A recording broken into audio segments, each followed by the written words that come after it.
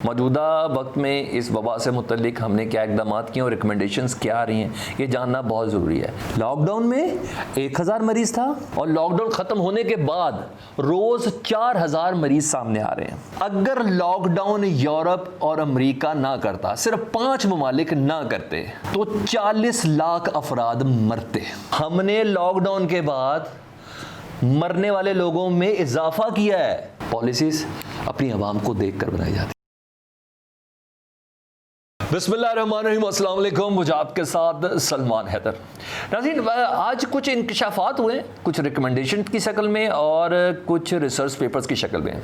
मौजूदा वक्त में इस वबा से मुतल्लिक हमने क्या इक़दाम किए और रिकमेंडेशंस क्या आ रही हैं, ये जानना बहुत ज़रूरी है। लेकिन ये मेरा आपसे वादा है, इस वीडियो के अख्ताम पर आपको सबक ज़रूर मिलेगा और आप इस सिस्टम के ऊपर और अपने ऊपर किस हद तक कॉन्फिडेंस करते हैं, इतनी मेजरमेंट आपके अंदर ज़रूर आ जाएगी। जनाब, WHO ने ना 6 निकाती गाइडलाइन दी है कि उन ममालिक को दी है जिन ममालिक में लॉकडाउन ख़त्म हो गया और उन ममालिक में एक प्रोविंस पाकिस्तान का बनता है, वो पंजाब। उन 6 नुकात से मुतल्लिक मैंने आपको आगाह करना है ताकि हमें पता चले कि हम किस जगह पर खड़े हैं। सुबह पंजाब में रोज़ाना 50,000 टेस्ट होने चाहिए, ये WHO कह रहा है। आपने लॉकडाउन ख़त्म किया है, इसलिए अब 50,000 टेस्ट होने चाहिए। हमारे यहाँ 5,000 हो रहा है। 2 हफ्ते का मुकम्मल लॉकडाउन रिक्वायरमेंट है, क्योंकि ईद के दिनों में ताजरों के प्रेशर पर आपने मार्केट बाज़ार खोले हैं, ठीक, ब्यूटी पार्लर्स खोले हैं, सैलून्स आपने खोले हैं, ठीक है। और वो कह रहा है WHO के मरीज़ों की तादाद 1 लाख से ज़्यादा बढ़ गई है, ये ख़तरनाक तरीन हद है। और मज़े की बात ये कह रहे हैं कि लॉकडाउन में 1000 मरीज़ रोज़ाना आते थे।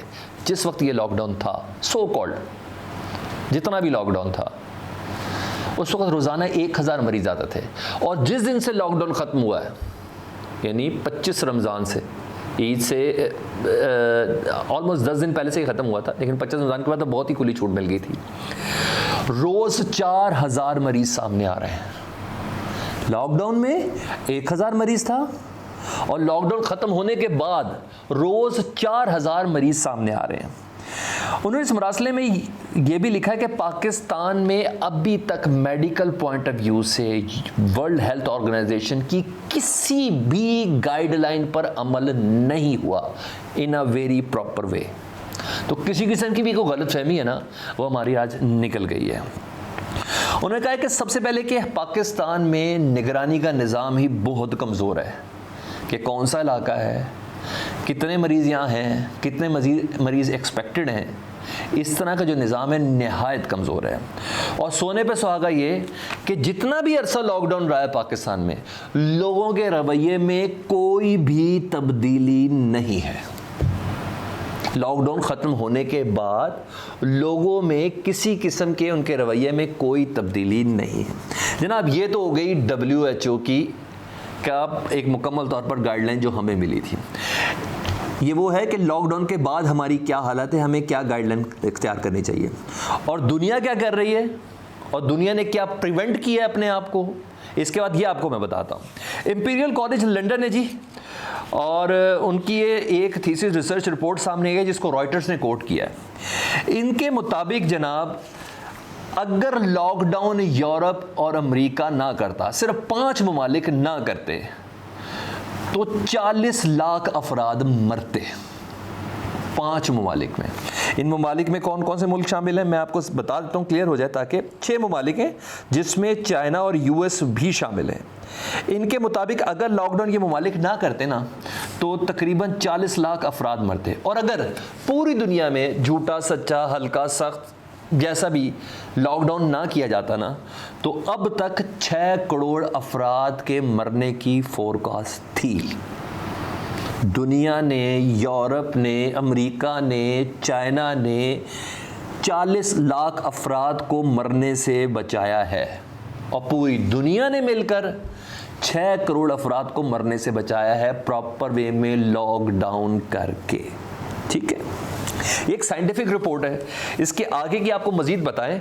वो कहते हैं कि अगर, इंपीरियल कॉलेज लंदन कह रहा है कि अगर ये प्रिवेंशन ना की होती लॉकडाउन ना किया होता चाइना ने, अमेरिका ने, यूरोप ने, तो क्या हालत होती?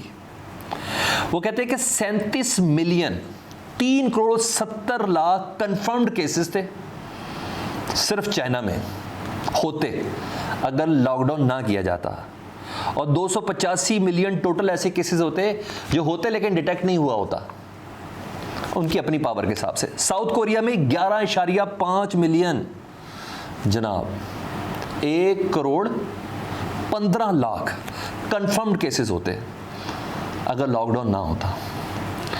इसी तरह इटली में 2.1 मिलियन यानी 2.21 लाख कंफर्म्ड केसेस होते हैं, और टोटल 49 मिलियन केसेस होते जिनको डिटेक्ट नहीं होते, लेकिन 21 मिलियन कंफर्म थे इटली में। ईरान से मुतल्लिक 5 मिलियन 50 लाख कंफर्म केसेस होते, और 54 मिलियन वो होते जो होते लेकिन डिटेक्ट ही नहीं हुआ था, टेस्ट ही नहीं हो सके उनके, लेकिन होते। फ्रांस 1.4 मिलियन कंफर्म केसेस होते हैं, ठीक जनाब, 14 लाख। और यूएस से मुतल्लिक था कि अगर ये लॉकडाउन को ना कवर किया जाता, अगर हिफाजती इकदाम ना किए जाते, अगर अवाम ने सिस्टम का साथ ना दिया होता, तो 4.8 मिलियन अमेरिका में कंफर्म केसेस होते हैं, और 60 मिलियन टोटल वो होते जो केसेस होते लेकिन उनके अभी तक टेस्ट हुए भी ना होता है। ये हालत होती दुनिया की। तो दुनिया ने लॉकडाउन के बाद बचाया है इंसानियत को। किस तरह? 6 करोड़ अफराद को मरने से बचाया है लॉकडाउन के बाद। और हमारी हालत, फिर दोबारा आया तो WHO की उस मरासले की तरफ, हमने लॉकडाउन के बाद मरने वाले लोगों में इजाफा किया है।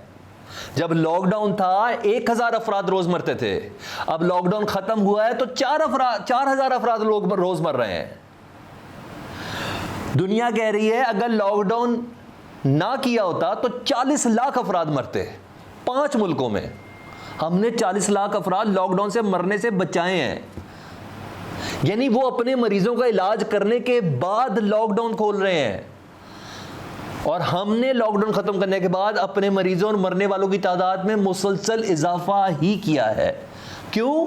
अवाम ने सीरियस ही नहीं लिया। हेल्थ का निज़ाम तो वैसे ही कमज़ोर है, केसेस को पिक एंड चूज़ करने का निज़ाम वैसे ही कमज़ोर है, और हमारा हाल ये है। मैंने कहा था ना वीडियो के इख्तिताम पर, आपको पता चल जाएगा कि आखिर हम खड़े कहाँ हैं। दुनिया जहाँ से ख़त्म कर रही है ना, हम वहाँ से शुरू कर रहे हैं। तो मेरा ख्याल है वज़ीर आज़म पाकिस्तान इमरान खान से मेरी ये दरख्वास्त होगी, वज़ीर आला सिंध से मेरी ये दरख्वास्त होगी, वज़ीर आला पंजाब से, KPK से, गिलगित बल्तिस्तान से, कश्मीर से मेरी गुजारिश होगी, खुदा का वास्ता है दुनिया से अपना कंपैरिजन नहीं करें। वज़ीर आज़म साहब अब अपनी हर तकरीर पर कहते हैं जो मैं करना चाह रहा था ना लॉकडाउन से मुतल्लिक, वो दुनिया ने कर दिया। बिल्कुल ऐसा ही है, दुनिया ने नतीजे क्या दिए और हमारे यहाँ नतीजा क्या है। ये कंपैरिजन बंद करते हैं। पॉलिसीज़ अपनी आवाम को देख कर बनाई जाती हैं, पॉलिसीज़ दूसरे ममालिक को देख कर नहीं बनाई जाती। अगर ये वीडियो आपकी समझ में आई है तो बराए मेहरबानी इसको फॉरवर्ड कर दें, बेल आइकॉन दबा दें, ताकि कुछ और लोग भी मुस्तफ़ीद हो सकें और जान सकें कि आखिर हम खड़े कहाँ हैं। खुदा हाफ़िज़।